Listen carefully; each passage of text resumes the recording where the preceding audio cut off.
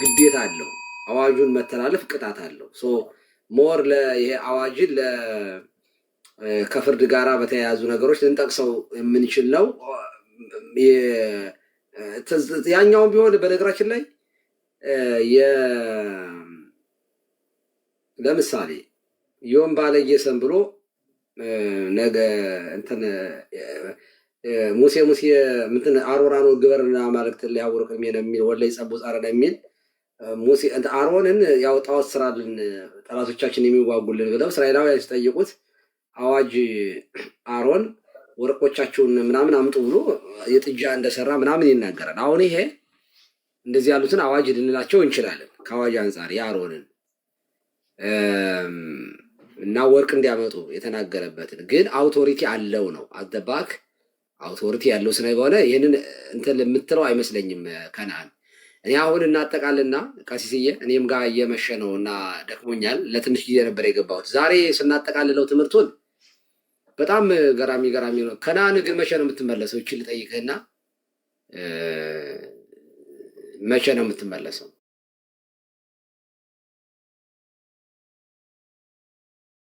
እኮ ነው ከልቤ ነው። ከነአን ማለት አሁን እየተማርክ ነው፣ በደንብ እየተማርክ ነው። ሳትማር ሳትረዳ ቤተክርስቲያኗን ጥለህ ወጥተሃል። አሁን እያወክ ቴዎሎጂውንም ቅድም እኮ ጠይቄ በአሁኑ ሰዓት ላይ አሁን ያለኝ መረዳት ስለ ቤተክርስቲያኗ ቢኖረኝ ላልወጣ እችል ነበር ብለሃል። እዛ ብያለሁ ነው። እኔ አሁን እዚህ ጋር ምናልባት ከታች ያላችሁም እንደው እንደዚህ ለማፈንገጥ የምታስቡ ሰዎች ካላችሁ መጀመሪያ ቤተክርስቲያኗ እንድታውቋት እድል ስጡ። ለቤተክርስቲያን ያላችሁበትን ቤተ እምነት እወቁት። ዶግማ ምንድን ነው? ቀኖና ምንድን ነው? ከቤተክርስቲያን ሊያስወጣ የሚችለው ነገር ምንድን ነው? በጣም ኢሰንሻል የሆነውና ያልሆነውን ለይቶ ማወቅ፣ በቤተክርስቲያን ውስጥ ለይቶ ማወቅ በእውነቴን ነው። እና እኔ አሁን ታድሶዎችን ለዚያ ነው ከታድሶ እኔ ጴንጤቆስጣን ይሻለኛል። ሲሪየስሊ ነው የምነግራችሁ። የእስራኤላውያንን መላኩ አልመራም ብሎ የሚከራከር አንድ እኛ ቤትም ሆኖ ካላወቁት ይሄንን መርሆም አልተበደመና የሚለው እየወቃ እንትን ዚቅ ብቻ መስሏቸው ነው፣ ክብረ በዓል ብቻ መስሏቸው ነው። ኦሪት ዘጸአት ምዕራፍ 14 ላይ ቁጭ ብሏል። በቃ ቃል በቃል የእግዚአብሔር መልአክ ሲመራ እንደነበረ ከፊት ከኋላ እየቀደመ ከፊት ያቸው ይሄድ ነበር። ግብፃውያን ሲመጡ ደግሞ ከኋላ ሆኖ ጨለማና ቀን ሲያደርግ እንደነበረ ተጽፏል። አሁን ይህንን የሚል የተሐድሶ የአየር ላይ አጋንንት እንደሆኑ ነው የማስበው። እንዲመለሱ በጣም ናፍቆቴ ነው። ከነአን ግን የቴዎሎጂ ትምህርት ቤትም ገብቷል። ከንግግሩ አንዳንድ ነገሮችን ከመረጃዎቹ በእውቀት የሚያወራቸው ነገሮች ስላሉ ቤተክርስቲያኗን እያወቅ ስለሆነ ብትመለስ የእውነቴን ነው በራችን ክፍት መሆኑን በዚህ አጋጣሚ ማሳሰብ ፈልጋለሁ። እንደው ዝም ብለን መዳረቅ ፈልገን አይደለም እዚህ መተን ፌስቡክ ላይ የምናወራው። እና እኔ አሁን ጥሩ ተሐድሶ ስለተጀመረ ሙሉ ሲሆን እመለሳለሁ። የተጀመረው ተሐድሶ ምን አይነት ተሐድሶ ነው? አሁን በፊት ገድላት ላይ የነበረው ስትሪክት ነበር። እኛ ስንናገር እንደ እርግማን ነበር የሚታየው። ምኑ ነው ስትሪክት? ለምሳሌ ስለ ገድላት በዚህ ጉዳይ ላይ እኔ እንዲያውም መግባት ፈልጋለሁ። ቆይ አንድ ቀን አሳስበኛል። ሁሌ ነው የማስበው ገድላት በመጽሐፍ ቅዱስ በሚል እገባለሁ። ከዚህ ቀደም ገብቼ ነበረ። አሁን ስለ ገድላት አሁን የተቀየረ ነገር እስኪ ነገረኝ። አሁን የቀየረ በፊት አሁን እኛ ስንባል ነበር እንደዚህ አይነት ስህተት አለ ስንል እንደ እርግማን ነው መናፍቅ ምናምን ተብለን ሌብል የተደረግነው ይሄ ነገር አሁን እኛ ራሳችን በዛ ሰዓት ስለ ዶግማም አይደለም ስለምንም አይደለም የምናወራ ነበር። ይሄ ስህተት ነው። ተአምረ ማርያም ላይ ያሉ ነገሮች ስጋው ደግሞ እንደተቀበለ ይሆንለታል የሚለው ምናምን ነገሮች እሱ አሁን እንኳን ተሻሻለ እኮ አሁንም ምክንያት ነው። አንድ ጊዜ እባክህ የወጣው በገድላት ምክንያት ነው። ከነአን ያ በገድላት ምናምን ነው የወጣሁት። ግን ደግሞ አሁን ኦኬ ይሄድክ በገድላት ምክንያት ነው የወጣው። ሌላ ችግር አልነበረብህም በዶግማ ላይ አይደል? ስወጣ በዶግማ ላይ ምናምን አይደለም። መሰረታዊ ጥያቄ እውነት ነው፣ ሪያሊቲ ነው። እንደተመናገር ኦነስት ሆኖ እያወራ ስለሆነ ቀሲስ አያስጨንቁት። ምክንያቱም ሪያሊቲ ነው። ዶግማ አንስቶ አሁን ራሱ እኮ ዶግማ ላይ አያወሩንም እኮ አሁን ራሱ ወጥተው ራሱ ቀሲስ ከወጡም በኋላ እኮ ነቀለሜ እኮ በዶግማ ጉዳይ ላይ እኛን አያወሩንም። ምንም ግልጽ ነው። ይሄ ስቲል ነው ክርክራቸው ገድላት ነው። ግን ያልተረዱት ብዬ የማስበው ይሄ ስጋውን ደግሞ ያልተቀበለ እንትን ስጋውን ተቀበለ እሱ በነገራችን ላይ አሁንም ድረስ ይሄ ፎርኤቨር የማይታረም ነገር ይሁን ትክክለኛ የሆነ ነገር ነው። ከነአን ያ እሱማ ካልታረመ አልመለስም እኮ አይ ለአንተ ብለን የምናረመው ሲጀመር እሱ አይደለም።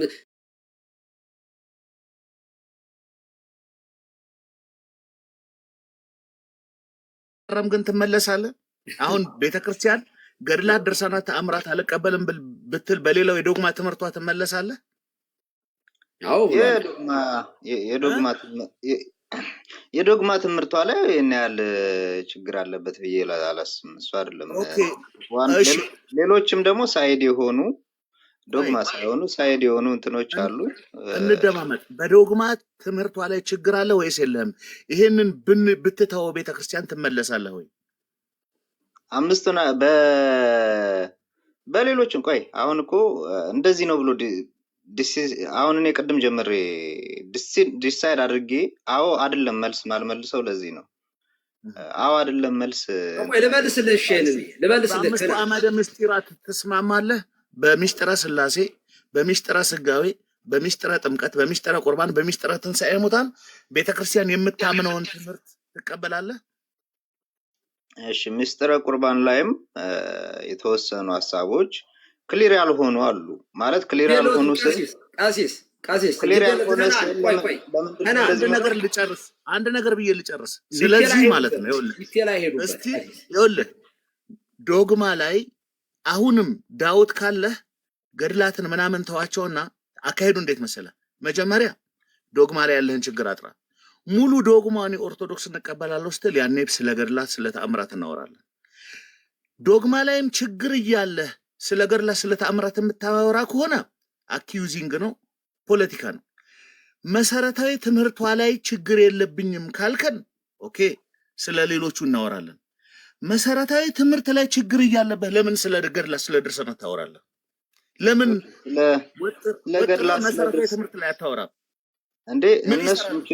እነሱም አሁን እኮ በዛ የምናወራው አሁን ለምሳሌ ቆይ ምስጢረ ቁርባን ላይ እንትን አለ ክሊር አይደለም ያልኩት ምንድነው? አንዳንዶች የሚሉት ሌላ ነው፣ ሌሎች የሚሉት ሌላ ነው። አንዳንዶች ሲያብራሩት በካቶሊኮች መንገድ ነው። አንዳንዶች ግን በካቶሊኮች መንገድ ነው ማለት ምንድነው? ለምሳሌ ቀሲስ ብጠይቃችሁ ህብስቱ ህብስትነቱን ያቆማል ወይንም ደግሞ ወይንነቱን ያቆማል ብላችሁ ነው የምታምኑ? ምክንያቱም አንዳንዶቹ እዚህ የምናያቸው አይ እንደዛ እንልም ይላሉ። አንዳንዶች ደግሞ አይ እንደዛ ነው የምንል ይላሉ። ያቆማል የሚለው የካቶሊክ ማብራሪያ ነው። እንደዚህ አይነት ነገሮች ክሊር አይደሉም። አሁን ነውም አይደለም ለመናገር ቤተክርስቲያን የመጀመሪያው እንደዛ አትልም። አንተ የቤተክርስቲያን ትምህርት ከፈለግ የቤተክርስቲያን ተጠሪ ሆናችሁ የቤተክርስቲያን መጽሐፍቷ ምን ይላል? አምስቱ አዕማደ ምስጢራት አሉ ተቀምጠዋል በቅዱሳት መጽሐፍቶቿ። ሁለተኛ በትክክል ቤተክርስቲያኒቱን ነው መጠየቅ ያለብህ። ማለት ቤተክርስቲያንን የሚወክሉም የማይወክሉንም ሰዎችን ጠይቀህ እንትና እንዲህ ይላል እንትና እንዲህ ይላል ልትል አይገባም። የቤተክርስቲያን ትምህርቷ እንደ ካቶሊክ ያለ ትምህርት አይደለም። ህብስቱ ወይም ወይኑ ወደ ሌላ ርዕስ እንዳንገባ እንዳይሰፋ የኔ ግን ጥያቄ ምንድን ነው? አሁን መሰረታዊ ጥያቄ ዶግማ ላይ አምስቱ አዕማደ ምስጢራት ችግር ከሌለ እሱ ላይ ችግር የለብኝም የወጣሁት በገድላት በተአምራት ነው ካልከኝ አንድ ጥያቄ ጠይቃለሁ። ምን ብዬ ጠይቃለሁ? እና ታዲያ የኦርቶዶክስ ዶግማ ላይ ችግር ከሌለ ከኦርቶዶክስ ዶግማ በተቃራኒ የሆኑት ጋር ለምን ሂደህ ገባህ? ለአዋልድ ስትል ወይም ለትውፊት ስትል በትውፊት ላይ ችግር ስላለ በዶግማ ላይ ችግር ካላቸው ሰዎች ጋር ስለምን ተጣበቅላለሁ? አይ ዶግማ ላይ ነው ችግር ያለብኝ የምትል ደግሞ ከሆነ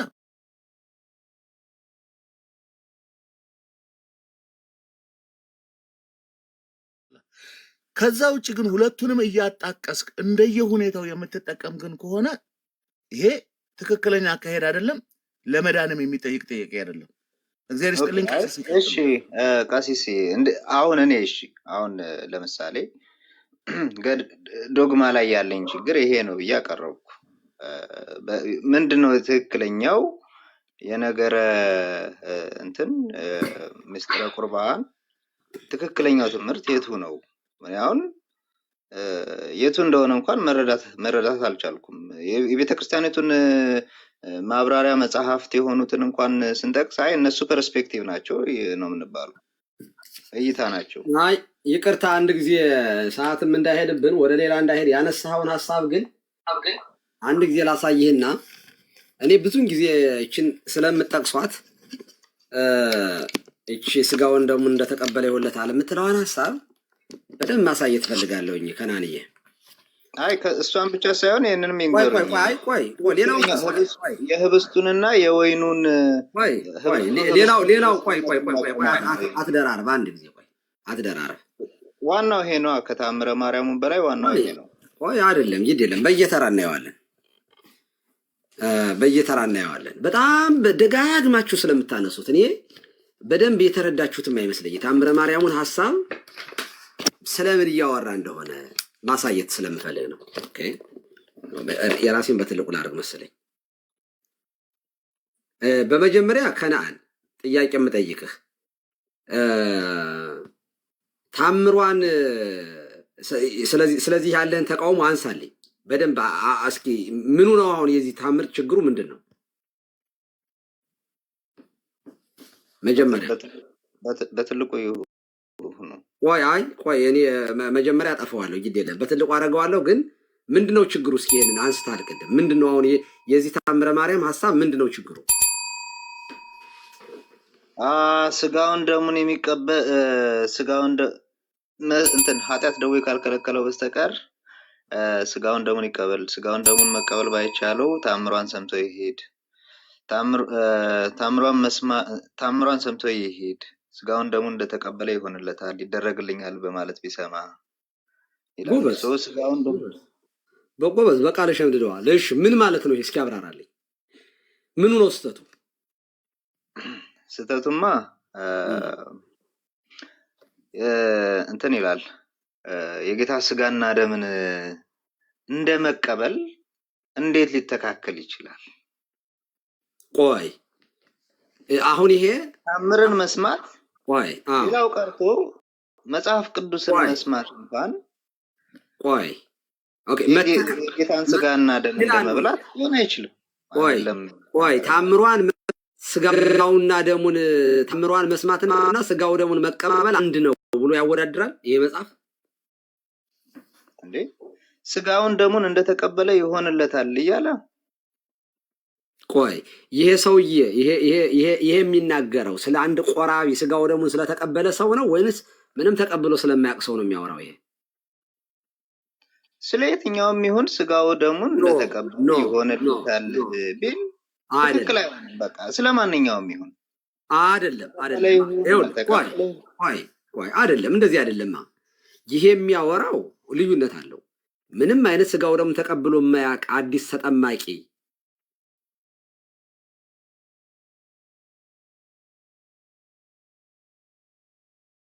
ምቆ ታምሯን ሰምተህ ሄድ ስጋውን ባትቀበል ችግር የለውም ቢሆንና ስጋውን በየሳምንቱ የሚቀበል ሰው ቢሆን በጣም በጣም በጣም የሰማይና የምድር ያክል ልዩነት አለው። ይሄ ታምር የሚያወራው ስጋው ደሙን በየሳምንቱ ስለሚቀበል ሰው ነው የሚያወራው ወይንስ ስለ አዲስ ክርስቲያን ነው የሚያወራው? እኔ ስለማንም ይሁን ትክክል አይደለም። ስለማንም ይሁን ለይልኝ። መጀመሪያ እኮ መጽሐፉን እኮ እናብራራው እያልኩኝ ነው። አሁን በጣም ስለምትደጋግማችሁ ስለምታነሱት መጀመሪያ ለይልኝ። ይሄንን አዲስ ክርስቲያን ቢሆን ኃጢአት ደዌ ካልከለከለው በቀር አይልም። ለአዲስ ክርስቲያን እያወራ አይደለም። በጣም ጥሩ ጎበዝ። ለዚህ ነው ሁለተኛውም ቢሆን ትክክል አይደለም ብለህ መቀጠል ስለምትችል ነው። ጥሩ ነው ከናኒ፣ በጣም ደስ ብሎኛል ባይዘ ሆነስትሊ ስለምታወራ። ስለዚህ እዚህ ታምሩ የሚያወራው ስጋው ደሙን በየሳምንቱ ስለሚቀበል ሰው ነው አይደል የሚያወራው? በጣም ጥሩ። ይሄ ክርስቲያን ምንድነው ታዲያ እያለ ያለው? ኦኬ ይሄው ላሳይ። አሁን ላሳይ አይደለም፣ አሁን ላሳይ። በጣም በጣም በጣም በጣም የሚገርም የማይኮሰኩስ በጣም ጤናማ የሆነ አገላለጽ ስለሆነ ነው ባይዘው ይሄንን ነው ላሳይ የፈለኩት። ይኸውልህ አንደኛ ለክርስቲያን ሁሉ ነው የሚለው። የእመቤታችንን ታምር መስማት ቀላል አይምሰለው ነው የሚለው። ለማን ለክርስቲያን ሁሉ ነው የሚለው ላመነ ለክርስቲያን ሁሉ ካለ በክርስቶስ አምኖ ስለተጠመቀ ሰው ነው ስለቆረበ ሰው ነው የሚያወራው ይሄ ታምር ለክርስቲያን ነው የሚለው ሳይጠመቅ ስጋው ደግሞ ሳይቀበል አንድ ሰው ክርስቲያን አንለውም እኛ የክርስትና የተነሳለታ እለቱን ነው የሚቆርበው ስጋው ነው የሚቀበለው ከዚያ በኋላ ነው ክርስቲያን የሚባለው ይሄ ስለዚህ የሚያወራው የዘላለም ህይወት ስላገኘ ክርስቲያን ነው የሚያወራው የዘላለም ህይወት ስላለው ነው የሚያወራው ለክርስቲያን ሁሉ የእመቤታችንን ታምር መስማት ቀላል አይምሰለው በክርስቶስ ወልደ እግዚአብሔር የእግዚአብሔር ልጅ ክርስቶስ የእግዚአብሔር ልጅ ከእመቤታችን ተወለደ ምክንያቱም ምንድነው የሚለው ወንዶችም ሴቶችም ማለት ወደ ግዝት እንዳይገቡ መስማቱን ያሰቡ ልብ አድርግ አስቀድመ እንደተናገርን የታወቀ ምክንያት በዚህ ቀን በዕለተ ሰንበት በነገራችን ላይ ይሄ ታምር የዕለተ ሰንበት ነው ይሄ መቅድም ማለት ነው የዘወትሩ ስሙን እንግርክሙ አው የፍቁራን ወልደ ቤተክርስቲያን የሚል ነው የዘወትር ከሰኞ እስከ ቅዳሜ ያለ የዘወትር አለ የዘወትር አይደለም ይሄ መቅድም ይሄ በስመ አብ ወወልድ ወመንፈስ ቅዱስ አሐዱ አምላክ ወየጥን በረድኤተ እግዚአብሔር ጽፈ መቅደመ ተአምሪያ ሲያነብ አንቦተ መቅደመ ተአምሪያ ብሎ የሚያነበው የእሑድ መቅድም ብቻ ነው ይሄ የእሑድ ነው ስለዚህ እሑድ የሚነበብ መቅድም ነው ይሄ እና አስቀድመ እንደተናገረ የታወቀ ምክንያት በዚያ ቀን እሑድ ቀን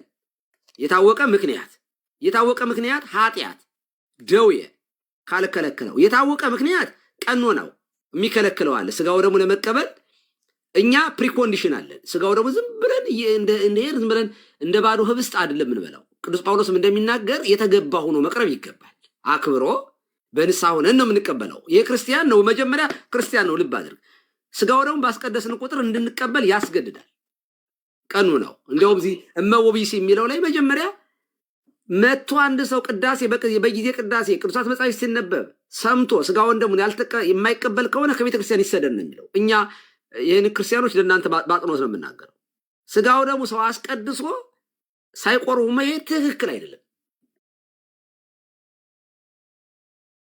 ግን ለምሳሌ አንድ ሰው ተዘጋጅቶ ዝንየት ቢገጥመው ህልመ ሌሊት ሊሆን ይችላል ወይንም ደግሞ ጾር ተነስቶበት ከሚስቱም ጋር ተኝቶ ሊሆን ይችላል አሁን ይሄ በንሳ ምናምን ቀኖናው አብረህ ከሚስት ጋር አድረህ ስጋው ደግሞ ተቀበል ይሄ ቀኖና ቤተክርስቲያን ስለሚከለክል ወይ ደግሞ ቁስል ወይ ንፍጥ የሚዝረከረክ ነገር ጉንፋን ኃይለኛ ነገር ካለ በዚያን ቀን ይለፍህ በቃ ምንም ችግር የለውም የግዴታ ስጋው ደግሞ መቀበል አለበት የሚያስብላል ኦሬዲ የዘላለም ህይወት አለው ይሄ ሰው ኦኬ አይገደድም ሲችል ንጹህ ሆኖ አክብሮት ነው መቀበል ያለበት ነው ኦኬ ስለዚህ አስቀድመ የታወቀ ምክንያት አለ የታወቀ ማለት ቀኖናው ይሄ ካለብህ የሚል ምክንያት ካለው ኃጢአት ዝሙት ሊሆን ይችላል ስርቆት ሊሆን ይችላል ንስሐ ያልገባበት ነገር ሊሆን ይችላል ደዌ ቅድም እንደተናገርኩት ነው የተለያዩ ደዌያት ሊገጥመው ይችላል ተላላፊ በሽታ ሊሆን ይችላል ካልከለከለው አለ በዚህች ቀን ምንድነው ሰንበተ ክርስቲያን ናት መቅድሙ የሚነበበው ሰንበተ ክርስቲያን ታምሯን ሰምቶ ይሄድ አለ ምክንያቱም እሑድ ታምረ ማርያም ይነበባል ይኸውልህ ከነዓን ካንተ ጋር ሳወራ በጣም ደስ እያለኝ ነው ገጠር እንደምታውቀው አንተም እኛም እኔም ተወልጄ ያደኩበት አካባቢ ወንጌል ስብከት ምናምን ብዙ የለም ቅኔው ማህሌቱ ምናምን ነው እሑድ ታምር ይነበባል ታምረ ማርያም ይነበባል እዚያ ገጠር በትልቁ አገልግሎት በቃ አስቀድሰህ ማህሌት ትቆማለህ ታስቀድሳለህ ከዚያ ወይም ሰሉ ለኩሉ ክርስቲያናዊ ቀለሳት ብሎ አንብቦ ታምሯን ሰምቶ ህዝቡ መክለፍት በልቶ ምርቃት ካለ ወይንም ደግሞ ዳኝነት ምናምን ካለ ህዲ ነገር ያስበላቢ ካለ ዳኝቶ ይሄዳል ዝክሩን ጠጥቶ ምናምን ነው የሚሄደው ትልቅ አገልግሎት ነው እሑድ ስለዚህ እንደ ከተማው ወንጌል ስብከት ምናምን ብዙ አይታወቅም እውነት ለመናገር ኦኬ ስለዚህ ታምረ ማርያም በየቀር ሳምንቷን ታምሯን ግን በጣም በጥንቃቄ ነው ገበሬው የሚሰማ ኦኬ ታምሯን ሰምቶ የሚቻለው ስጋው እንደምን ይቀበል የሚቻለው ቅድም እንደተናገረው ደዌ ካልከለከለው ኃጢአት ካልከለከለው ስጋው ደግሞ ለመቀበል የሚያበቃ ነገር ካለ እሑድ ቅዳሴ ስላለ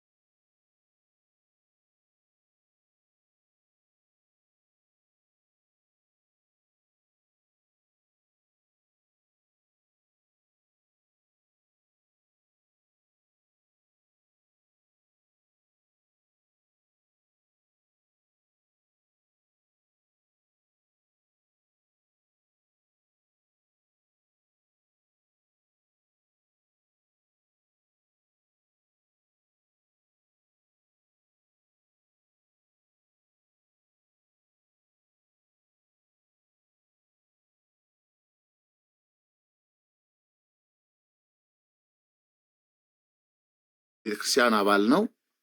ግን ሊቆርብ ሲሄድ በቀኖና ቤተክርስቲያን ምክንያት እንዲቀበል የማያደርገው እክል አጋጠመው።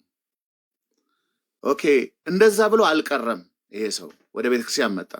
ከመጣ ደግሞ ተዘጋጅቼ 18 ሰዓት ነው የሚጾመው አንድ ቅዱስ ሥጋውና ክቡር ደሙን ለመቀበል ቤተክርስቲያን።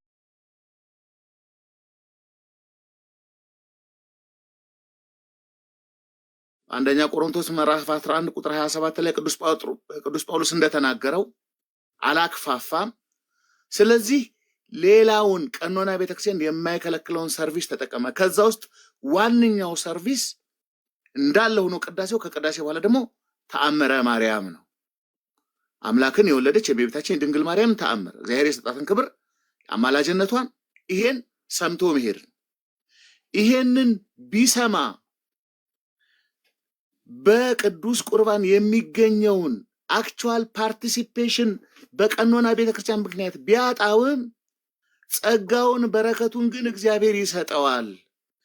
እመቤታችንም ታስበዋለች፣ በረከት ትሰጠዋለች፣ ከክብር አይጎድልም።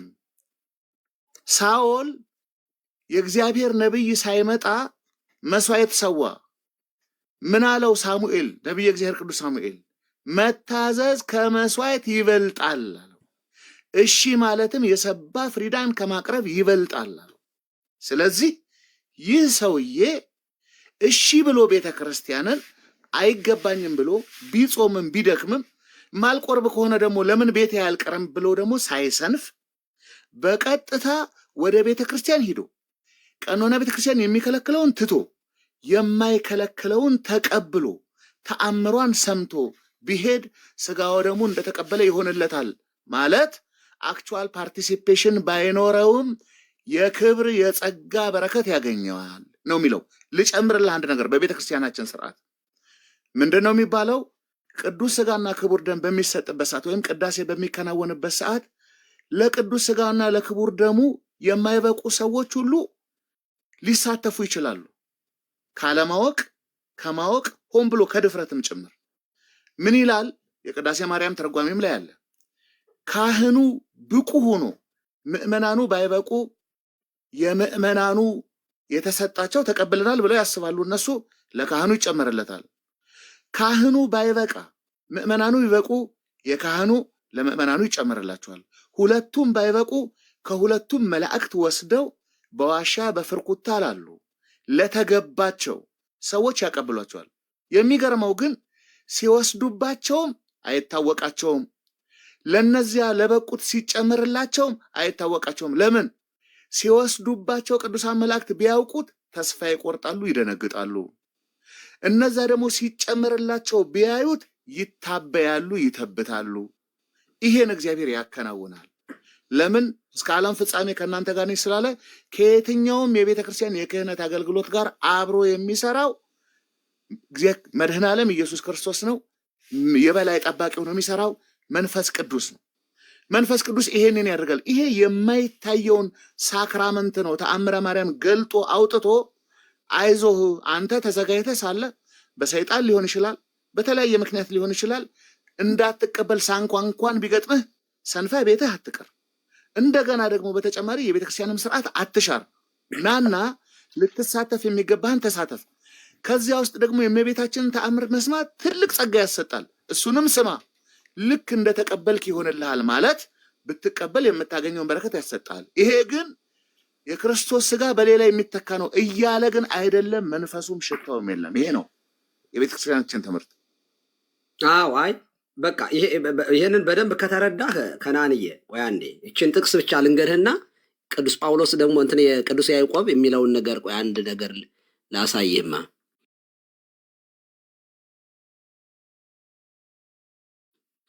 ይቅርታ ካገኘሁት ከፍተዋለሁ። በቃ አሁን አይቼዋለሁ ፓተርን። ችግር የለውም እሱ ከናንዬ እሰጥሃለሁ። ምንም ችግር የለውም።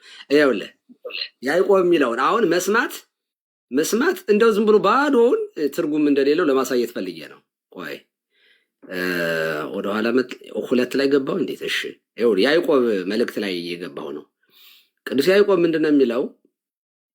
ይኸው ቃሉን የምታደርጉ ሁኑ እንጂ ራሳችሁን እያሳታችሁ የምትሰሙ ብቻ አትሆኑ። ቃሉን የሚሰማ የማያደርገውም ቢኖር የተፈጥሮ ፊቱን በመስተዋት የሚያይን ሰው ይመስላል። ራሱን አይቶ ይሄዳልና ወዲያውም ምን እንደሆነ ይረሳል ይላል። አየህ፣ መጽሐፍ እንኳን ቅድም እንደተናገርኩት በጣም አጽንኦት ለመስጠት ነው። መጽሐፍ እኛ ታምረ ማርያም የነገረ ድነት ማስተማሪያችን አይደለም። ባይዘይ አዲስ ክርስቲያን ሲመጣ ታምረ ማርያም አንበበን አለም ክርስቲያን የምናደርገው መጽሐፍ ቅዱስ እናስተምረዋለን። ማለትም 5ቱ አዕማደ ምስጢራትን ከመጽሐፍ ቅዱስ እየጠቀስን ጌታ ያስተማረውን አስተምረን ነው። ይሄን እንኳን የእግዚአብሔርን ቃል እንኳን ወንጌል እንኳን ነግረ ነው አንድ ሰው ሰምቶ የማያደርገው የእግዚአብሔርን ቃል ሰምቶ የማያደርገው የተፈጥሮ ፊቱን በመስተዋት የሚያይን ሰው ይመስላል ነው የሚለው። ኦኬ፣ ወንጌል ገቢርን የሚፈልግ ነገር ነው። ሰምተህ የእግዚአብሔርን ቃል አሜን እሺ ማለትን ይፈልጋል። በነገራችን ላይ እምነት ያለ መታዘዝ የለም። እምነት ራሱ እንደው መዳናችን በእምነት ነው ምንድነው? የስ ግን እምነታችን ውስጥ መታዘዝ የሚባል ነገር ግን አለ። ለምን? የእግዚአብሔርን ቃል ሰምተህ ካልታዘዝክ፣ እሺ ካላልክ፣ ኮንፈርም ካላደረግክ መስማትህ ብቻውን ብዙ ሙስሊሞች ይሰማሉ፣ ግን ምን ይቀራቸዋል? መታዘዝ ይቀራቸዋል፣ አሜን ማለት ይቀራቸዋል። ስለዚህ እምነት ባዶ ነገር አይደለም። በውስጡ ያማኙን አሜንታ እሽታ ካልያዘ ድነት የለም። እምነት ባዶ ነገር አይደለም ነው በዚህ አጋጣሚ። ስለዚህ አሜን ማለት ነው፣ መታዘዝህ ነው ለድነት የሚያበቃህ። በእምነት ስትጠራ ቃሉን ተቀብለ ይሁንልኝ እሺ ስትል ያን ጊዜ የመንፈስ ቅዱስ ወቀሳ ዮሐንስ ወንጌል ምዕራፍ 16 ላይ እንደሚነግረን እና ታምረ ማርያምን ስለሰማህ ትድናለህ። ሲጀመር ለክርስቲያን ነው፣ የዘላለም ሕይወት ላለው ነው። በክርስቶስ ክርስቲያን ለተባለ ክርስቶስ እሱ በክርስቶስ የሆነን ሰውዬ ስለሆነ ሰውዬ ነው ታምሩ የሚያወራው። ታምራትም የሚነበበው እንደዚህ ላሉ ክርስቲያኖች ነው፣ ላመኑ ሰዎች ነው እንጂ ገድላትን ታምራትን አንተ እንደምታውቀው በቆሎ ትምህርት ቤት የተወሰነ ስለተማርክ ስትማር እንኳን ቆሎ ትምህርት ቤት ቤተክርስቲያኗ ፊደል አስተማረችህ፣ ቀጠለችና አቡጊዳ፣ ከዚያ ቀጠለችና መልእክተ ዮሐንስ፣ አንደኛ ዮሐንስ መልእክት ማለት ነው። መልእክተ ዮሐንስ ሐዋርያ ወልደ ዘብዴዎስ ቀዳማዊ ዜን ወክም ብላ አንደኛ ዮሐንስን ያስተማረችህ። ቀጠለችና ብስራት አብ ትሩፍ ተራጋሪ ብሎ በመለኮት ዮሐንስ ብሎ ዮሐንስን ወንጌል ነው የሚገባው። አንድ ሰው ወንጌል ሲጨርስ ቀጥታ ዳዊት ነው እንደምታውቀው። ዳዊት ደግሞ መጽሐፍ ቅዱስ ነው፣ ወንጌልም መጽሐፍ ቅዱስ ነው፣ መልእክተ ዮሐንስም መጽሐፍ ቅዱስ ነው። አየህ፣ ቤተ ክርስቲያን እንኳ ያፍህ መፍቻ አንድን እንኳ አገልጋይ የምታስተምረው ገድል አይደለም። ገድል አንብ፣ ከዚያ የሆነ ስንክሳር አንብ የሚባል እንኳ ትምህርት በአብነት ትምህርቱም ሆነ ወደ አንድ ኦርቶዶክሳዊ ሲመጣ ማለት አንድ ኢአማኒ ሲመጣ ምስጢረ ሥላሴን፣ ምስጢረ ስጋዌን፣ ምስጢረ ጥምቀትን፣ ምስጢረ ትንሣኤ ሙታን፣ ቁርባንን፣ ምስጢረ ትንሣኤ ሙታን አስተምረን እናጠምቀዋለን። ከተጠመቀ በኋላ ያ ሰው ገድል እኒያ ይሰማል፣ ያነባል፣ ከፈለገ ነው እሱን። በነገራችን ላይ ገድል ካናነበብክ የዘላለም ሕይወት ያንተ እናት ከናን በጠይቃቸው እርግጠኛ ነኝ ገበሬ ናቸው ስላልከኝ ነው። የኔ እናትም ያንተም አባት ያንተን አድርገዋል። በክርስቶስ ያመኑ ናቸው። ስጋው ደሙን ይቀበላሉ። የታዘዙትን በቤተ ክርስቲያን ውስጥ ይፈጽማሉ። ገድል ማንበብ አይደል መጽሐፍ ቅዱስ ማንበብ አይችሉም። አቡነ ዘበሰማያትን እንኳን አባቴ ሲደግም አቡነ በዘሰማያት እያለ ነው እየገለባበጠ የሚጸልየው። እግዚአብሔር ይሰማዋል ወይ? ምንም ጥያቄ የለውም። የልብን ኢንቴንሽን እግዚአብሔር ስለሚሰማ ሕፃን ልጅ ተማተበ ሲያወራ አባቱ እንደሚረዳው እግዚአብሔር እንደዚህ ያሉት ምስኪኖችን ኢንቴንሽናቸው ወደ ፈጣሪ እየጸለዩ እንደሆነ ስለሆነ ግዙን ባይገባቸውም እግዚአብሔር ግን ስለሚገባ ይሰማቸዋል። ወደ የሚጸልዩበትን ኢንቴንሽን ይረዳል ፈጣሪ። ስለዚህ ምን ልፈልጌ ነው? በማንበብ ይጸደቃል፣ ካላነበብክ ገሃነም ትገባለህ የሚል የለም ትምህርቱ ላይ። ስለዚህ እንደዚህ የሚል ሁለተኛ ታምረ ማርያምን መስማት የዘላለም ሕይወትን ያሰጣል። ለምሳሌ ስጋው ደግሞ ባትቀበሉም ታምር ከሰማችሁ በቂ ነው የሚል ቢኖር ይሄ አደገኛ ትምህርት ስለሆነ ክሌም ልታረግ ትችላለህ፣ ልተቸን ትችላለህ። አይ ስጋውን ደሞን ተቀብሎ ታምርም ካልሰማ የዘላለም እንደዚህ እንኳን ያለ ትምህርት የለንም እግዚአብሔር በሚያውቀው። ምክንያቱም አንድ ሰው ወዲያው ተጠምቆ ወዲያው ስጋውን ደሞን ተቀብሎ ቢሞት ታምር ማርያም ሳይሰማ ስለቀረ ሲኦል ይገባል አብልምኛ የለም።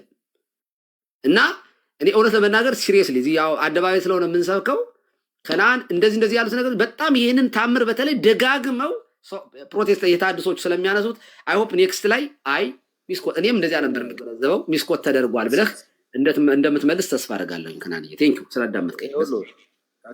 እዚህ ጋር ደግሞ ምን አለ መሰሎት፣ አሁን ኮንትራዲክት የሚያደርገው ነገር ከስርም ታች ኮሜንት ሲጽፉ ነበር። ይሄን ጥያቄ ክሌም አድርገው ለቅዱስ ሥጋውና ለክቡር ደሙ የሚቆሙ ሰዎች ቅዱስ ሥጋውና ክቡር ደሙ የዘላለም ሕይወት ድህነት ቅዱስ ሥጋውና ክቡር ደሙ ለዘላለም ሕይወት ያሰጣል ብሎ የሚያወዳደሩት የሚሉት አማናዊ ነው ብለው የሚናገሩት ሰዎች ማለት ስለ ቅዱስ ሥጋና ስለ ክቡር ደሙ አማናዊነት በእውነት የክርስቶስ ቅዱስ ሥጋና ክቡር ደም እንደሆነ ይህ ሥጋዬን ያልበላ ደሜን ያልጠጣ የዘላለም ሕይወት የለውም የሚለውን ቃል የመጽሐፍ ቅዱሱን ቃል የሚያምኑ ቢሆኑ ኖሮ ጥሩ ነበር። ችግሩ ይሄን ቃል ሳያምኑ እዚህ ጋር ግን መተው ተአምረ ማርያምን ለመቃወምና ለማጥቃት ምዕመናንንም ለማሰናከል ምን ያደርጋሉ? እንዴ ከሥጋው ደሙ እኮ አስበለጣችሁት ይላሉ። ሪሊ ሥጋው ደሙን ትቀበላላችሁ ወይ? የክርስቶስ ቅዱስ ሥጋና ክቡር ደም ብላችሁ ታምናላችሁ ወይ? እሱን ያልበላ እሱም ያልጠጣ የዘላለም ሕይወት የለውም ብላችሁ ታምናላችሁ ወይ?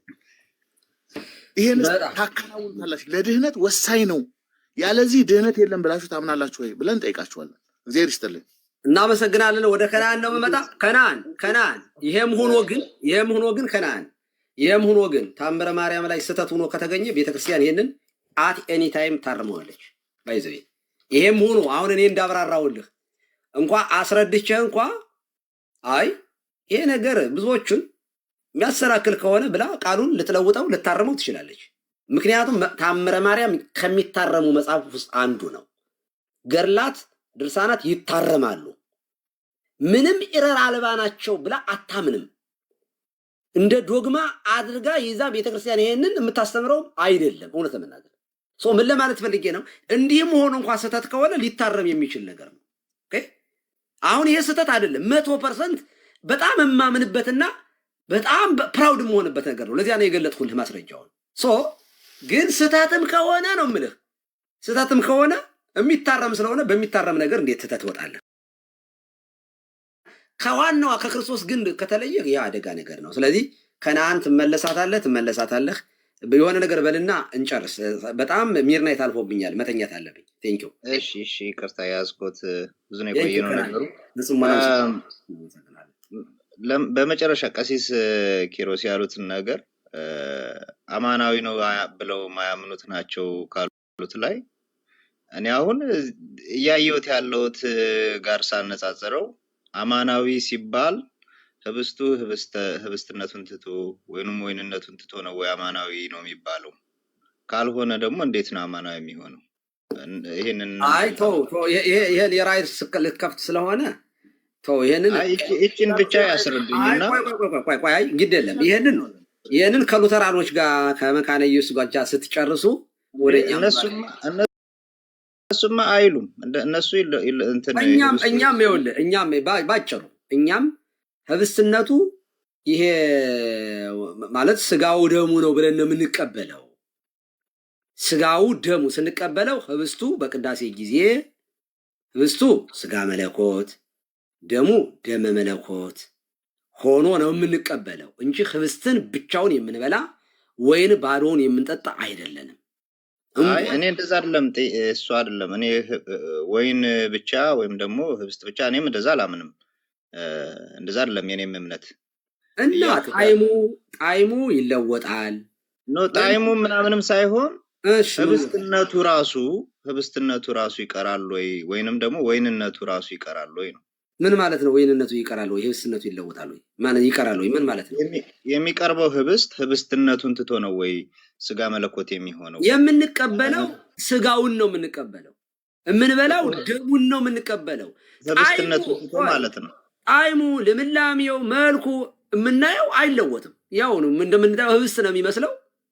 ያው ህብስትነቱ መልኩን አይለውጥም። ጣዕሙ፣ ልምላሜው ደምደም የሚለን ወይንም ምናምን አይደለም። ግን እምነት አይደለም ማተር የሚያደርገው ስቀበለው ባይዘው የምቀበልበት ነው ውሳኔ የሚሰጠው። ስቀበለው ህብስት ነው ብዬ ግን አልቀበለው። ህብስት ከሆነ ከቤቴ ዳቦ በምንም አይለይም። የምቀበለው ስጋው ነው፣ ቀራንዮ ላይ ስለኔ የተቆረሰው ስጋው ነው ብዬ ነው የምቀበለው። ስለዚህ ህብስትነቱ ቀርቶ ወይንም ደግሞ ወይንነቱን ቀርቶ ነው የሚባለው ይሄ ነው። ከናን ይወለ ሚስጥረ ቁርባን እንላለን። ይወለ በሚታይ አገልግሎት የማይታይ ጸጋ ነው በሁሉ ምስጢራት የምናገኘው። አንድ ሁለተኛ ሊሚቴሽናችንን ማወቅ የለብንም። ትልቁ ጉዳይ ምንድነው? ይሄ አካዳሚክ ላይ ብዙ ልፊያ አለ። ለሱ ምላሽ ሳይኖረው ቀርቶ አይደለም። ክርስትና የህይወት ጉዳይ ነው። ክርስትና የመኖር ጉዳይ ነው። ቅዱስ ስጋና ክቡር ደም ህብስቱ ተለውጦ ስጋ መለኮት፣ ደሙ ተለውጦ ወይኑ ተለውጦ ደመ መለኮት ይሆናል። ይሄን ግን ሲሆን የህብስቱንና የወይኑን ጣዕሙን ልምላሜውን መልኩን ሳይቀይር በዚያ ጣዕም በዚያ ልምላሜ በዚያ መልክ ግን ፍጹም ስጋ መለኮት ፍጹም ደመ መለኮት ሆኖ ይቀየራል። ይሄ በእምነት አይን የምናየው እንጂ በእጅ በዚህ በአምስቱ የስሜት ህዋሳት የምንዳስሰው አይደለም። ስለዚህ የህዋሳት መቀየር አይደለም። ስለዚህ ምን እንለዋለን? ምስጢረ ቁርባን ትልቁ መያዝ ያለብህ ህብስቱ ወይኑ ጣዕሙን ልምላሜውን መልኩን ባለበት ሁኔታ ግን ፍጹም ስጋ መለኮት ፍጹም ደመ መለኮት ይሆናል። ዓርብ ዕለት የተቆረሰልን የፈሰሰልን የጌታችን የአምላካችን የመድኃኒታችን የኢየሱስ ክርስቶስ ቅዱስ ስጋና ክቡር ደም ይሆንልናል። ነፍስ የተለየው መለኮት የተዋሃደው እኔ አሁን ለምሳሌ እኔም ማምነው የጌታ የኢየሱስ ክርስቶስ ስጋው ነው የጌታ የኢየሱስ ክርስቶስ ደሙ ነው ብዬ ነው የምቀበለው። ግን እንደዛ ስል ህብስቱ ህብስትነቱን ከጣዕምና ከአይን አንዴ በማስረጃ ላሳይ። አንዴ ብቻ አይደለም የማየው። አንዴ ላሳይ። አንዴ ይኸውልህ እኛ የምንለው ላሳይህ። ይኸውልህ ይሄ አባ ሕርያቆስ በቅዳሴ ማርያም የሚለው ነው። ድንግል ሆይ የሚበላውን ያፈራሽልን የሚጠጣውን ያስገኘሽልን፣ ወዮ ካንቺ የተገኘ ህብስት በማመን ህብስት የሚለው የክርስቶስ ስለ ክርስቶስ ነው የሚያወራው። በማመን ከእርሱ ለሚቀበሉ ህይወትና ደህንነትን የሚሰጥ ነው። ምክንያቱም ስጋዬን የበላ ደሜን የጠጣ የዘላለም ህይወት አለው ብሏል።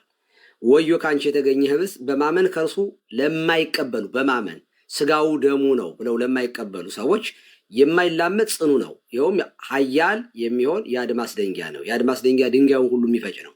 ወዮ ምክንያቱም እሱ አለት ነው ክርስቶስ። ወዮ ከአንቺ የተገኘ ጽዋ በማመን ከእርሱ ለሚጠጡ ሰዎች ጥበብን የሚገልጽ ህይወትን የሚሰጥ ነው። አሁን ስለ ጽዋው ደግሞ ስለ ወይኑ እያወራ ነው፣ ስለ ደሙ። ወዮ ከአንቺ የተገኘ ጽዋ በማመን ከእርሱ የማይጠጡ ሰዎች የሚያሰክርና የሚያፍገመግም የሚጥልና ኃጢአትን ስለሚያስተፋንታ ኃጢአትን የሚጨምር ነው ይልና ይሄ ህብስት ይላል ወርዶ ቆይ አኮ እንደምታዩት ከንቱ ነገር አይደለም። ቆይ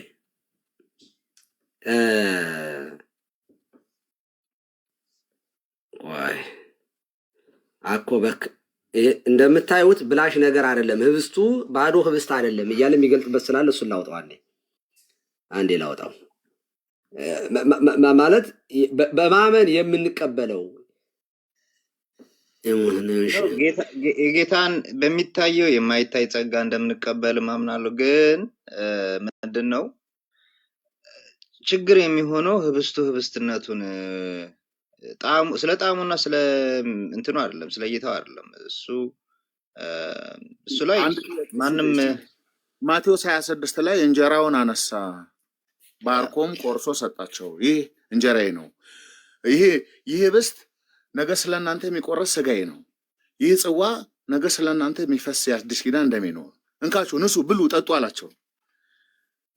ሐዋርያት ቆርሶ ሲሰጣቸው ቀድቶ ሲያጠጣቸው ተቀብለው ከእጁ ሲበሉና ሲጠጡ ምንድን ነበር የበሉትና የጠጡት? የበሉት ህብስቱና ወይኑን ነው። ግን ደግሞ ያ የጌታ ስጋና ደም ነው። በቃ ጥሩ። እኛም ይሄን ነው የምንለው።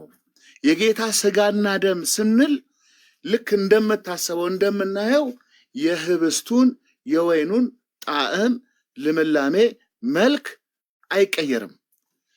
ግን ፍጹም ህብስት መሆኑን ህብስት ግን አይደለም።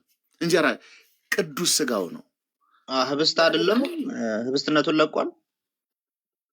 ይኸውልህ ስለ እንትኑ ሲታይ ምናምን ስላለው ችግር የለብኝም። እሱ ጋር ሲታይ ህብስት ይመስላል፣ ሲቀመስም ህብስት ይላል። እሱ አይደለም የኔ ጥያቄ።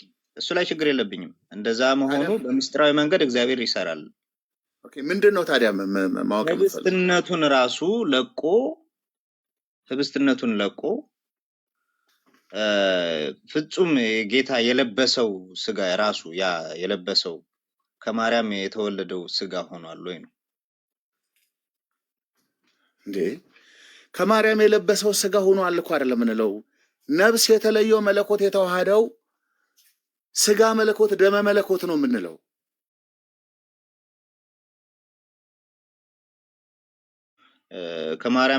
ከማርያም የነሳውን ስጋ አይደል?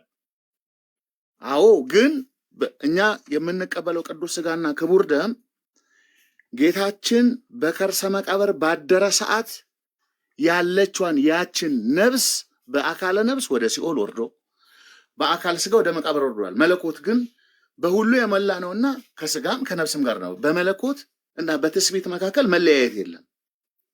ስለዚህ ያችን ነው ያቀበላቸው። ነፍስ የተለየው መለኮት የተዋሃደውን ቅዱስ ስጋና ክቡር ደም ጣዕሙ፣ መልኩ፣ ልምላሜው አይቀየርም። ግን ፍጹም ስጋ መለኮት ደመ መለኮት ነው። ምንድነው ከዚህ በላይ ማብራሪያው የተጨነክበት ጉዳይ? ማለት ከዚህ በላይስ ሌላ ምርምር ውስጥ መግባቱ እንደው ከደህነት አንጻር ምንድነው የሚረባ እንዴ? በጣም እንትን አለው እንጂ ሲግኒፊካንስ አለው። የሰጠንን ክርስቶስ የሰጠን ህብስቱን ነው ስጋዬ ነው ብሎ የሰጠን እንጂ ቀይሮ አይደለም። ወደ ስጋው አይደለም፣ ስጋው አይደለም፣ ስጋው ነው። በርግጥ በቃ አሁን እኮ ግድ የለም በምን መልክ ተሰጠን፣ በምን ጣዕም ተሰጠን፣ በምን ልምላሜ ተሰጠን ስጋው ምናምን ብቻ ሳይሆን ምንነቱ ራሱ ህብስት ነው። ምንነቱማ የጌታ ቅዱስ ስጋና ክቡር ደም ነው። ፔሪየድ። በቃ ይሄን እኮ ዘጋን። እዚህ ጋር እኮ የጌታ ስጋና ደም የሆነው ራሱ ህብስቱ ነው እንጂ ህብስቱ ተቀይሮ አይደለም። የተቀየረ ነገር የለውም። ምን ማለት ነው ተቀይሯል ማለት? ራሱን ህብስቱን አንስቶ ነው እንጂ ስጋዬ ነው ያለው ተለውጧል። ይሄ ወደ ስጋዬ ወደ ራሴ ስጋነት ተለውጧል አላለም። ስለዚህ የክርስቶስ ስጋነት ራሱን ያነሳውን ህብስት ነው እንጂ የቀየረው ነገር ከሌላ ቦታ እስቲ አድምጠኝ። ያነሳውን ህብስት ሰጣቸው። ስያሜ ብቻ ነው የሰጠው። ስጋ የሚል ስያሜ ብቻ ነው እንጂ የሰጠው ስጋ አይደለም ልትለኝ ነው? አይደለም። ለምሳሌ ኢሬኒዮስ አጌንስት ሄሬሲስ ላይ እኛ ምድራዊ ነገር እናቀርባለን፣ ሰማያዊ የሆነው መንፈሳዊ ቃል ደግሞ መጥቶ ይዋሃደዋል። ቆይ አሁን እኮ አንዴ ከናኒ ቅዱስ ኢሬኒዮስ ያለውን ቆይ አንዴ ልንገር። እኛ ምድራዊውን የሆነውን እናቀርባለን፣ ምድራዊ የሆነውን ህብስት እናቀርብለታለን፣ ሰማያዊው ቃል ደግሞ መጥቶ ይዋሃደዋል። እኛ የምንቀበለው ምድራዊውንም ሰማያዊውንም ነው ይላል። ማለትም ምድራዊውንም ማለት እሱ እኮ ይኸውልህ አሁን እሱ በጣም ግልጽ እኮ ነው። አሁን እኮ ይኸውልህ መለኮቱ ምድራዊ ማለት ሰውነቱን እኮ ነው የሚያወራው። ተዋህዶን ነው እኮ የሚናገረው ከናንዬ። ምድራዊ ማለት ስጋውን ነው። ሰማያዊ የሚለው አልወዝ አድርገው እስከ ሰማይ ዘንበለ ዘወረደ ሰማይ የሚለው ዮሐንስ ወንጌል ምዕራፍ 3 እኮ ነው እንዴ ከሰማይ የወረደ። አዎ ይሄንን ይኸውልህ እሱ ስለ ተዋህዶ ነው። ይሄንን አንድ ጊዜ ልቀጥል፣ ሰዓት የለንም። በጣም ስለምቸኩል ነው፣ ይቅርታ። በጣም መሽቷል እኛ ጋር ሰዓቱ እንደምትመለከቱት። ይኸውልህ የምንቀበለው ስጋና ደም ይህ መለኮታዊ ህብስት ይለዋል። መለኮታዊ ህብስት ባዶ ህብስት አይደለም። መለኮታዊ የሚለው ለምንድን ነው? ስጋዬ ነው ያለ። ስጋው ደግሞ መለኮት የተዋሃደው ነው። ነፍስ የተለየው እንላለን እኛ። እሱ ሌላ አገላለጽ ያው ስለሞተ ማለት ነው። መስዋዕት ነው ለማለት ነው። መስዋዕትነቱን ለማጽናት ነው። ስለ ኃጢአታችን የታረደው በግ ስለሆነ ነው። አሁን መለኮት የታረደው በግ ግን መለኮቱ ከሰውነቱ አልተለየም። መለኮታዊ ህብስት እነሆ ተቆረሰ ይላል። ኦኬ ህብስት ይለዋል ስሙን። ስጋውን መሆኑን ነው የሚያሳየው። ይህ ማሄዊ ጽዋም ይላል እነሆ ተዘጋጀ፣ የሚቀበል ይምጣ አለ። አስቀድሞ ራሳችሁን መርምሩ፣ ሰውነታችሁን ማንጹ፣ ንጹህ ያልሆነ ሰው ቢኖር ይወገድ። ጳውሎስ ያለውን ነው የሚናገረው። ማለት ንጹህ ያልሆነ ማለት ንስሐ ያልተገባው ሰው ቢኖር ይወገድ ማለት ይራቅ፣ አይቀበል። በኃጢአት የወደቀ ሰው ቢኖር ነው የሚለው አይርሳ፣ የማይረሳ ነውና ይህ ቁርባን ይለዋል። እንደገና ይቀጥላል። ይህን ቁርባን የሚያቃልል ሰው ቢኖር ማለት ባዶ ህብስት ነው፣ ይሄ ምንም መታሰቢያ ነው የሚል ቢኖር አይቅረብ፣ ይከልከል እንጂ። ይህ ህብስት እንደምታዩት እንደ ምድራዊ ህብስት ብላሽ አይደለም። ይኸውልህ አኮ በክ እንደ ምድራዊ ህብስት ማለት በአይናችን እንደምናየው ዝም ብሎ ቤታችን እንደምንመገበው ህብስት አይነት ዝም ብሎ ብላሽ አይደለም ማለት ተበልቶ ወደ ዳር የሚወጣ ዝም ብሎ ማለት ለቁመተ ስጋ የሚሆን ነገር አይደለም። ለቁመተ ስጋ ብለን የምንበላው ነገር ተመልሶ ያስረናል። ይሄ ምድራዊ ህብስት አለ ሲታይ ምድራዊ ነው፣ እንደምናየው የሚዘጋጅ ነው፣ በቤተክርስቲያን ውስጥ የሚዘጋጅ ነው እና እንደምታዩት ምድራዊ ህብስት ብላሽ አይደለም፣ እሳተ መለኮት ነው እንጂ። ምን ማለት ነው? መለኮት የተዋህደው ነው። ስለዚህ ባዶን ህብስትን አይደለም የምንበላው፣ ምክንያቱም ስጋው ከመለኮቱ የተለየ አይደለም። ይህንን ህብስት ከመለኮት የተለየ ስጋ የምንበላ ከሆነ ሩቅ ቢሲ ነው የምንበላው ማለት ነው። እሱ ደግሞ ህይወት አይሆንም። ይህ ህብስት ይህንን ህብስት የሚጎርስ ምን አፍ ነው? ይህንን ህብስት የሚያላምጥ ምን ጥርስ ነው? እንግዲህ ይላመጣል ህብስቱ፣ እናላምጠዋለን፣ በአፋችን እንቀበለዋለን፣ ህብስቱን እንቀበለዋለን። ስንቀበለውም ህብስቱን ነው፣ በአይናችን የምናየው ህብስት ነው። ምንበላው ግን በእምነት ስጋው ነው ብለን ነው። አየህ፣ ለዚህ ነው እምነት ይለያል። ባይዘው ህብስት ነው ብለህ ከበላው ምንም ትርጉም የለው ለአንተ፣ በቃ ህብስት ብቻ ነው የሚሆነው። ምክንያቱም እምነት እምነት ህብስት ነው የሚለው። ስለዚህ እምነት ህብስት ነው ካልከው ክርስቶስን ሩቅ ቢሲ ነው እንደማለት ነው የሚቆጠረው። አሁን አይሁዳውያን አይተውታል፣ ዳሰውታል፣ አልተፈወሱበትም። የአይነ ስውሩን አይን የመቶ አለቃውን አይን ማለት በጦር የወጋውን አይን ግን ፈውሷል። ፈያታዊ ዘይማን ግን አድኗል። ፈያታዊ ዘጻግማን ግን አላዳንም። ራስህን አድን ነው ያለው። ልዩነቱ እምነት ነው ማተር የሚያደርገው። ስለዚህ አንድ ሰው ዝም ብሎ አንድ ጴንጤ ዝም ብሎ ነጠላ ለብሶ መጥቶ ቢቀበለው ለዚህ ሰውዬ ስጋው ነው እስካላለ ድረስ ባዶ ህብስትን በልቶ ነው የሚሄደው። እንዲያውም መቅሰፍትም ይኖረዋል። ምንም ጥያቄ የለውም፣ ጳውሎስ ስለሚል ማለት ነው። አሁን ይሄ ህብስት እንደምታዩት እንደ ምድራዊ ህብስት ብላሽ አይደለም ካለው ይህ ህብስት የሚጎርስ ምን አፍ ነው? ይህንን ህብስት የሚያላምጥ ምን ጥርስ ነው? ይህንን ህብስት የሚችል ምን ሆድ ነው? ወደ ሆድም ስለሚገባ አሁንም አምላካችን ሆይ እንደ ምሕረት ነው እንጂ እንደ ኃጢአታችን አይደለም እንበል። ታዲያ ስንቀበል እንደው በጣም ብቁ ነን ቅዱስ ነን ብለንም አይደለም፣ በእግዚአብሔር ጸጋ ነው የምንቀበለው፣ እንደ ምሕረቱ ነው የምንቀበለው። ምክንያቱም እንደ ቸርነት ንስሐ እየገባን እየተንበረከክን እግዚአብሔር ሆይ ይቅር ጌታ ሆይ ይቅር በለን። ይህንንም ስለመቀበል የሚያበቃ ቅድስና የለኝም፣ በአንተ ምሕረት በአንተ ጸጋ በአንተ ቸርነት እቀበላለሁ ብሎ በትዕቢት አይደለ ራሱን ከፍ ማድረግ ሳይሆን በመፍራት ይቀበለው ነው። እና ለማሳየት የፈለጉት እንደምታዩት ምድራዊ ብላሽ ህብስት ተበልቶ የሚያስረብ ህብስት አይደለም፣ የዘላለም ህይወት ጉዳይ ነው። ስለዚህ ስንቀበለው ህብስት ነው ማለት ነው። ስቲል በአይናችን ስናየው ህብስት ነው፣ ስቀበለው ስጋው ነው ብዬ ነው የምቀበለው። አማናው የጌታ ስጋ የሆነው ህብስት ነው። ህብስቱ ነው እኮ ታዲያ ስጋው የሆነው ህብስትነቱን እንትን አላለም፣ አልተውም። ምን ነው አልተውም ማለት ነው? አሙ ምናምን ልምላሜው ምናምን ሳይሆን ይሄ የላዩን ብቻ ሳይሆን ለምሳሌ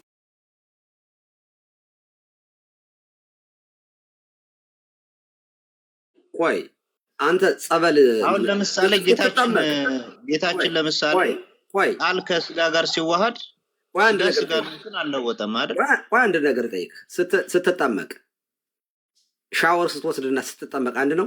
ውሃው አንድ አይደለም፣ ግን እኔነቴ አይቀየርም። ምንድነው የሚለኝ? ቆይ ምኑ ነው ልዩነቱ? አሁን ስትጠመቅ ያ የምትጠመቅበት ውሃና የምትዋኝበት ውሃ ልዩነቱ ምንድነው የሚለየው? የሚለየው አንደኛ የእግዚአብሔር ቃል አለው፣ ሁለተኛ ያንተ፣ ሁለተኛ ደግሞ የኔ እምነት ታሴት። እኛም ስጋ ወደሙን ስንቀበል አየህ፣ ቅድም ነገርኩህ እኮ እኔ ስቀበለው በሚታየው፣ በነገራችን ላይ ምስጢር የተባለው ለዚያ ነው። በሚታየው ነገር የማይታየውን የእግዚአብሔርን ጸጋ መቀበል ማለት ነው። እኔ ስበላው ይኸውልህ፣ ቤተክርስቲያን እኮ ራሷ ነው ህብሱ የምታዘጋጀው። ከዛ በኋላ ግን በቅዳሴ ጊዜ ጽዋየ መንፈስ ቅዱስን እንጠራለን። መንፈስ ቅዱስ ያንን ህብስቱን ስጋ መለኮት እንዲያደርገው፣ ጽዋውን ደመ መለኮት እንዲያደርገው እንጠራዋለን። ከቀራኒዮ ጋራ በእምነት ያ ህብስት ስጋው እንደሆነ ያ ደሙ እየባረክን ስሙን እየጠራን ጌታ ልክ ባርኮ አመስግኖ ይህ ስጋዬ ነው እንዳለው ስንበላው ልክ ሐዋርያት በነገራችን ላይ ሲበሉ ዳቦ በላን አይደለም ያሉት፣ ይሄንን እንካችሁ ብሉ ስጋዬ ነው። ስለዚህ ሲበሉት ምን እያሉ ነው የሚበሉት? ህብስት በላን አይደለም የሚሉት፣ ስጋውን በላን ነው የሚሉት። ጳውሎስ ለዚያ ነው የጌታን ስጋና ደም የሚለው። ለዚያ እኮ ነው ህብስቱን በላን አይሉም እነሱ። ምን በላን ነው የሚሉት? ስጋውን በላን ነው የሚሉት። እኛም የምንቀበልበት እምነት ስጋው ብለን ስለሆነ ስጋውን በላሁ ዛሬ ስጋውን ደሙን ተቀበልኩኝ ነው እንጂ ምለው ዛሬ ህብስትና ዳቦ በላሁ ካልኩ በየቀኑ ስለምበላ ማተር አያደርግም፣ ምንም ልዩነት የለውም። ስለዚህ ስንቀበልበት የምንቀበልበት እምነት ምን የሚል ነው? ህብስት እንደበላን ሳይሆን እምነታችን ውስጣችን ስጋውን እንደበላን ነው። ወይን እንደጠጣን ሳይሆን እምነታችን ወይ ደሙን እንደጠጣን ነው። ስለዚህ የምንጠየቀውም በእምነታችን ነው፣ የምንድነውም እምነታችን ነው ማተር የሚያደርገው። እምነታችን ህብስት ነው ካለ ኦፍኮርስ ህብስት ነው የበላው፣ በቃ ዛሴ ምንም ልዩነት የለውም። ስለዚህ እምነት ይለያል። እግዚአብሔር ከእምነትህ ጋራ ነው ያለው ግንኙነት እንጂ ከአይን በአይን ከሚታየው ጋር ከሆነማ ምስጢር አይደለም እኮ። ሲጀመር ምስጢር እኮ የምንለው ሳክራሜንታል እኮ ስለሆነ እኮ ነው፣ ምስጢራዊ ስለሆነ እኮ ነው። እና በዚህ አይነት መንገድ ነው መረዳት። መልኩ ይለወጣል፣ ልምላሜው ይለወጣል፣ ጣዕሙ ይለወጣል ብለን አናምንም። የሚለወጠው ህብስቱ ኮንቴንቱ ነው የሚለወጠው። ኮንቴንቱ ህብስቱ ህብስት መሆኑ የህብስትን ቫልዩ ሳይሆን የሚሰጠን የስጋውን ቫልዩ ነው እኛ የምናገኘው። አየህ፣ ህብስቱ ወደ ሆዳችን ሲገባ የሚሰጠን ጥቅም የዘላለም ህይወትን ነው። ምክንያቱም ስጋው ነው እንጂ ህብስትነትን ከሆነ በጣም ብዙ ቀን ህብስት በልተናል። ማንኛውም ሰው ህብስት ይበላል፣ የዘላለም ህይወት ሊያገኝ አይችልም። ወደ ውስጣችን የሚገባው ማተር ያደርጋል። የምንቀበልበትም መንፈሱ ነው የሚለየው ነው የምልህ። ስለዚህ አንድ መናፍቅ ዝም ብሎ ያለ እምነት መጥቶ ሊቀበለው ይችላል። ባይዘይ ለዚያ ሰውዬ ሲቀበለው ህብስት ብቻ ነው የተቀበለው፣ ምንም ጥያቄ የለው። ለዚያ ሰውዬ ስጋና ደም ዕዳ አለበት ይላል። ሳይገባው ማንም ከዚህ የሚበላ ዕዳ አለበት። ጳውሎስ እንደሚለው ዕዳ አለበት። ያለ እምነት ስጋና ደም ዕዳ አለበት። ህብስት ብቻ ከበላ እንዴት ዕዳ ይኖርበታል? ያውልህ እምነቱ እኮ ነው።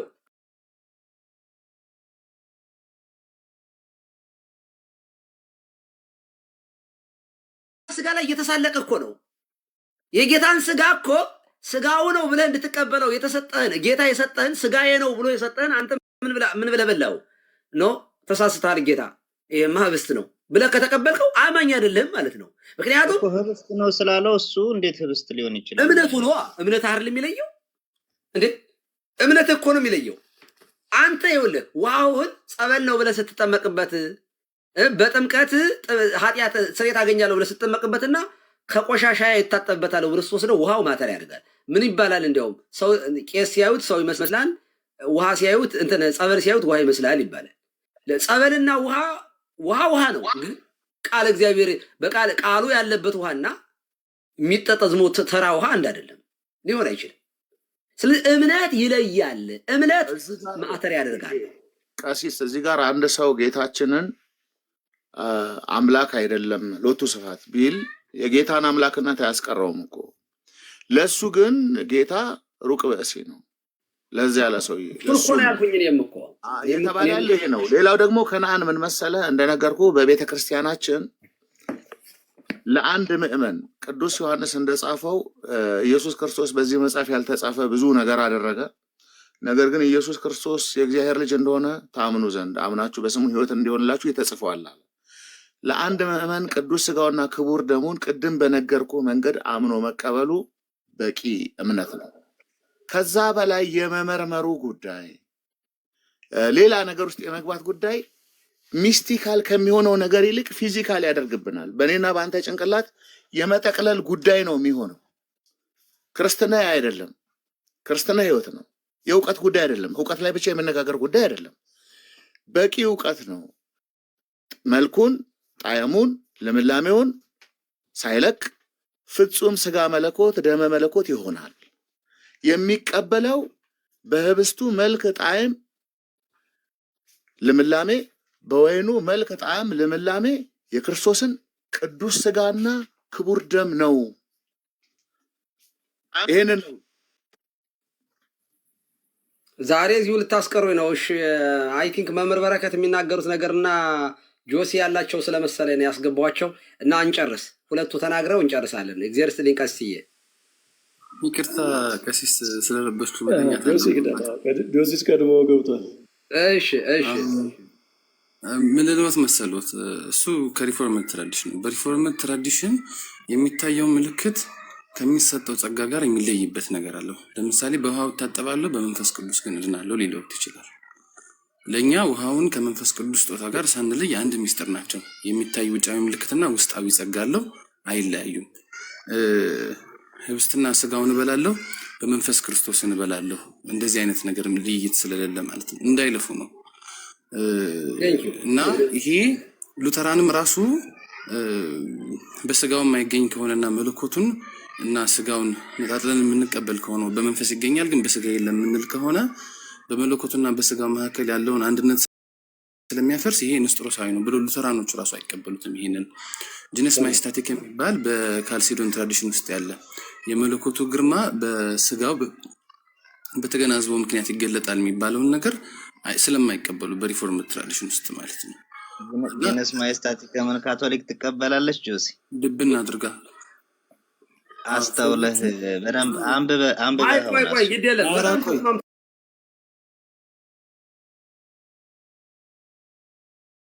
ልጅነኝ ይኸውልህ ፖፑላር በሴርሞናቸው በትራንስፊግሬሽን ሴርሞናቸው ይኸውልህ የመለኮት ግርማ በስጋ ይገለጣል ብለው አስቀምጠዋል። በአማርኛ ጂነስ ማይስታቲክም ብሎ ማለት ነው።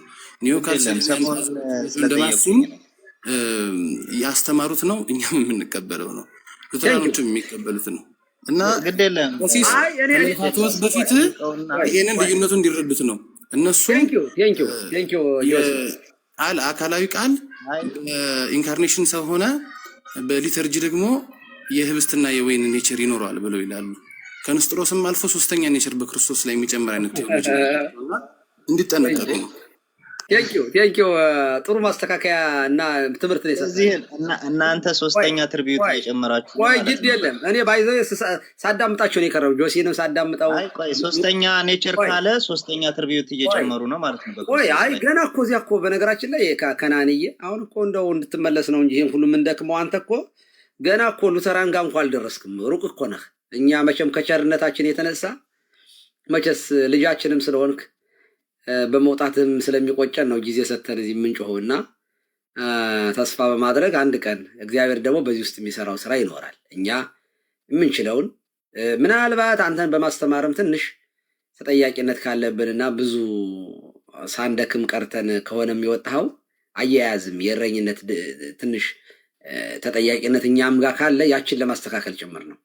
እና ደግሞ እግዚአብሔር ደግሞ አሁን በምንሰራው ስራ በአንተ ህይወት ውስጥ እግዚአብሔር ስራ ይሰራል ብለን ስለምናምን ጭምር ነው ጊዜ ሰጥቼ በእውነት ለመናገር የማወራው። እና አም ሴንሲቲቭ ከቤተክርስቲያናችን ለወጡ ልጆች የተለየ አከብራለሁ። በተለይ ከኛ ቤት የወጡ ሰዎችን ተስፋ አልቆርጥም። እግዚአብሔር በሚያውቀው በጣም ነው ልክ አባት የጠፋው ልጁን ሁሌ በሩን እያየ እንደሚጠብቀው እንደዛ ስለምመኝ ነው። እና ጥሩ ደግሞ ትሁት ነህ መምህር በረከት። ይቀጥሉና በአካቸውን ይሸኙኝ። ነገ ደግሞ ክላስ አለኝ፣ ብዙ ፕሮግራሞች አሉኝ ነገ። መምህር በረከት ይቀጥሉ። በጣም መሸበት የሚስጥረ ቁርባን ጉዳይ እኛ የክርስቶስ ስጋና ደም ነው። ህብስትና ወይን ለዓይናችን ለሴንሳችን ህብስትና ወይን ሆኖ ይታየናል። መንፈስ ቅዱስ ከወረደበት የእግዚአብሔር ቃል ከቀየረው በኋላ በካህኑ ጸሎት፣ በምዕመናን ጸሎት የክርስቶስ አናምኔሲስም አለ። ጌታ በሐሙስ ማታ የተናገረውን ቃል እሱን ደግመን የቤተ ክርስቲያን ህይወት ደግሞ በመንፈስ ቅዱስ ኃይል የተመሰረተ ስለሆነ የመንፈስ ቅዱስንም ኃይል ጠርተን አክብርልን፣ ቀድስልን፣ የክርስቶስ ስጋና ደም አድርግልን ካልን በኋላ ከዛ በኋላ እኛ የምንታመነው በሴንሳችን አይደለም፣ በዚህ በስሜት ሕዋሳት አይደለም፣ በእምነት አይን የክርስቶስ ስጋና ደም ሆኗል ብለን ነው የምንቀበለው። እሱ ነው በቃ ሚስጥር ነው። በቃ በዚህ ደረጃ ቃሉን አምነን በእምነት በእግዚአብሔር ኃይል ተመክተን መቀበል ነው። ከዚያ በኋላ ያሉት ኤክስፕላኔሽኖች ሰዎች የተሳሳተ ነገር ሲናገሩ ቤተክርስቲያን እነሱን ለማረም የተናገረቻቸው ማብራሪያዎች አሉ። አንዳንድ ሰዎች በዚያ አንቆም የሚሉ ሰዎች አሉ። በኋላ ዘመን የተነገሩ ንግግሮችን ማብራሪያዎችን አንቀበልም። በቃ የክርስቶስ ስጋና ደም በሚለው ብቻ እንሆን፣ ሌላ ኤክስፕላኔሽን አንፈልግም ምናምን የሚሉ አሉ። ይህንን አንቀበለው። ምክንያቱም ቤተክርስቲያን በአንድ ዘመን የሆኑ መናፍቃን ተነስተው ትምህርቷን የሚያበላሹ አካላት ተነስተው